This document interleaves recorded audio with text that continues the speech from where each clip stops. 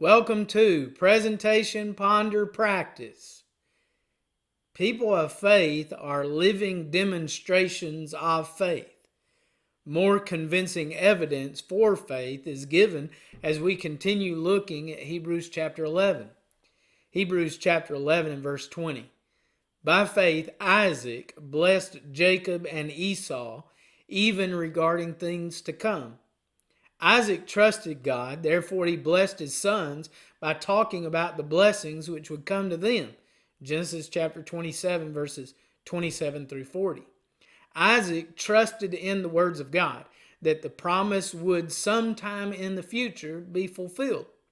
Jacob would eventually become the ancestor to the nation of Israel, while Esau would be the ancestor to the nation of Edom, or the Edomites. By faith, Jacob, as he was dying, blessed each of the sons of Joseph and worshiped, leaning on the top of his staff. Jacob worshiped God by faith. God does not fulfill promises on a timetable like ours. Instead, his promises can go unfulfilled for many years, then be fulfilled completely in exact detail. Isaac and Jacob were totally dependent upon God to fulfill the promised blessings, Genesis chapters 47 and 48. Esau's descendants were more blessed at first, or so it seems. Then Saul and David conquered them, 1 Samuel chapter 14 verse 47 and 2 Samuel chapter 8 verse 14. During the intertestamental period, the Edomites were again conquered by the Jews and compelled to be circumcised, making them part of the nation of Jews. Reference Josephus's Antiquities for more information. By faith, Joseph, when he was dying, made mention of the exodus of the sons of Israel and gave orders concerning his bones. In Genesis chapter 50, verses 24 and 25, Joseph's orders are recorded. You shall carry my bones up from here. These words were spoken in Egypt while Joseph anticipated deliverance and a journey to the land which God promised on oath to Abraham, to Isaac, and to Jacob. By faith, Moses, when he was born, was hidden for 3 months by his parents because they saw he was a beautiful child and they were not afraid of the king's edict. Exodus chapter 2, verses 2 and 3 show the faith of Moses' parents who had courage to disobey the king's order. By faith, Moses, when he had grown up, refused to be called the son of Pharaoh's daughter. To be called implies the position and privileges of Pharaoh's grandson. Moses turned away from the position and privileges of being known as Pharaoh's grandson, choosing rather to endure ill treatment with the people of God than to enjoy the passing pleasures of sin, considering the reproach or shame of Christ greater riches than the treasures of Egypt, for he was looking to the reward. Moses' faith in God caused him to choose ill treatment and suffering like God's anointed, greater riches than the riches of Egypt. To be with the people of God and suffer over being with the people of Egypt and having pleasures was another choice. And he chose against the passing pleasures of sin, choosing to wait for the reward or a reward in the future.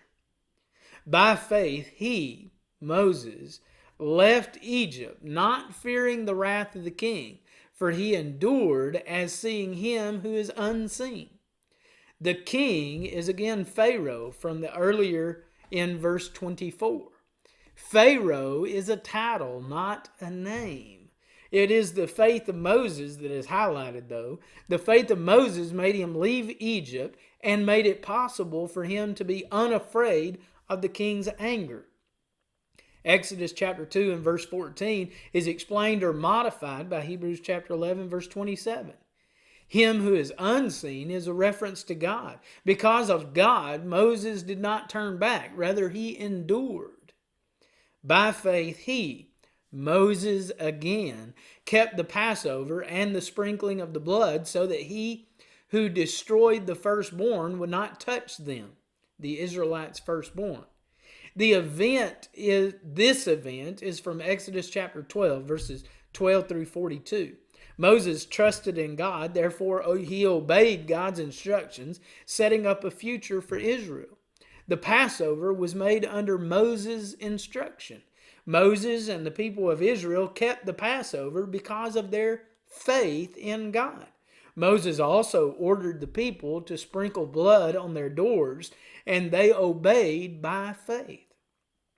He who destroyed is literally the destroyer, referring to the angel of Exodus chapter 12. By faith they, the people of Israel, passed through the Red Sea as though through dry land, and the Egyptians, when they attempted it, were drowned or swallowed up. Hebrews chapter 11 and verse 29. This is a summary of Exodus 14 verses 16 and 17. Faith is forward-looking, forward-moving trust in God. The Israelites moved forward trusting God at the Red Sea. Then, by faith, the walls of Jericho fell down after they had been encircled or walked around for 7 days.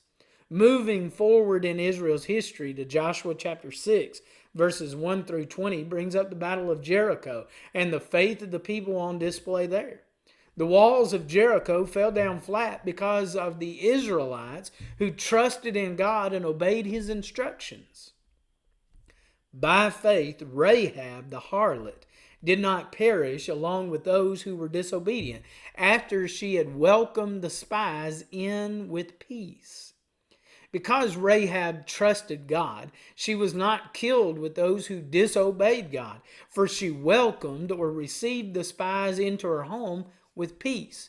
Joshua chapter 2 verses 11 and 12 and Joshua chapter 6 verses 22 through 25. Isaac and Jacob both predicted the future by their speaking of God's blessings. Joseph anticipated the Exodus long before it happened. Moses' parents defied the king of Egypt. Moses forsook the pleasures of sin. Moses also left Egypt and was not afraid of the king. The people of Israel kept the Passover, crossed the Red Sea, and took down a city. Rahab protected some of the Hebrew spies. All of these things were done by men and women of faith who trusted God. We do not possess the power in and of and by ourselves to do monumental things of faith. However, our faith is in the one who possesses the greatest power. He will work with us and through us to accomplish great things when we simply trust him. When we work against God, he will punish us. We need to put our trust in God, allow him to accomplish great things. May the God of heaven richly bless you.